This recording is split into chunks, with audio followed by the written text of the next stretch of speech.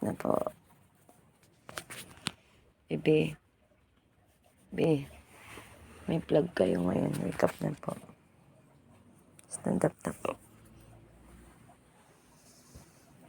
Hello mga nanay! So yun nga, medyo late intro nga tayo kasi yung video nga natin kanina ay ginigising natin yung dalawa natin chikiting. So medyo tulala pa nga si Summerlita kaya si ate na yung una kong inasikaso sa pagligo. Tapos sinunod ko na nga din siya. Si ate ay nagkusa naman ng magbihis ng kanyang uniforme. Ang kaso hindi niya maikabit yung ribbon. So yun, tinulungan ko pa at ako din naman yung naglagay ng ribbon na ilalagay niya sa bewang niya. Tapos ayan nga, dumating nga dyan si tatay dahil si tatay ay day off at siya ang nagluto at nagbukas ng tindahan natin.